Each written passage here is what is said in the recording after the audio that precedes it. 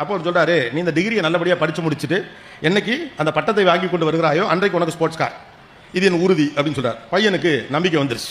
சரி, அப்பா sports car வாங்கி தரேன்னு சொன்னார். எங்களுக்காண்டியாவது படிப்போம்னு சொல்லிட்டு கிட்டுக்கிட்டு நல்லா படிக்கிறான். அவன் கண்ணு முழுக்க அந்த ஸ்போர்ட்ஸ் கார் சிகப்பு கலர்ல ஒரு வண்டி வந்து வாசல் நிற்கிற மாதிரி அவன் கற்பிதம் பண்ணி கொண்டே இருக்கான்.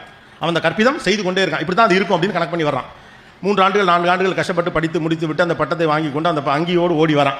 அப்பா கிட்ட வந்து அந்த சர்டிஃபிகேட் கேட்டு, அப்பா நீங்கள் சொன்னதுபடி நான் முதல் வகுப்பிலே தேறி இருக்கிறேன், இந்த பாருங்க என்னுடைய ஸ்போர்ட்ஸ் காரங்க நீங்கள் வாக்குறுதி கொடுத்தீர்களே அப்படின்னு சொன்னோடனே அவர் என்ன பண்றாரு, அவனை கட்டி இணைத்து ஒரு முத்தம் கொடுத்து விட்டு ஒரு புத்தகத்தை பரிசாக அவனுக்கு கொடுக்குறார். அவனுக்கு ரொம்ப ஆத்திரம் வந்தது. தந்தை ஏமாற்றி விட்டதாக நினைக்கிறேன்.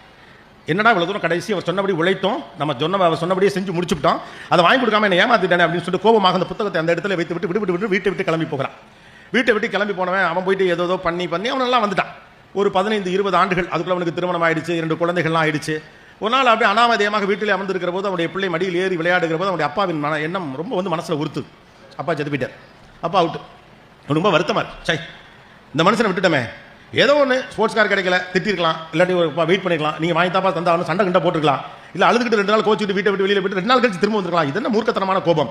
ஒரு தந்தை இழந்து விட்டோமே, இந்த மனுஷன் நம்மளை எவ்வளவு தேடி இருப்பாரு. ரொம்ப வருத்தத்தோடு தந்தையின் படத்தில் பக்கத்துல நின்று மனம் எதுவும் அப்படி பார்த்துட்டு இருக்க பக்கத்துல அவர் கொடுத்த அந்த புத்தகம், அவன் கோபமா வச்சுட்டு போன புத்தகம் அங்க இருக்கு.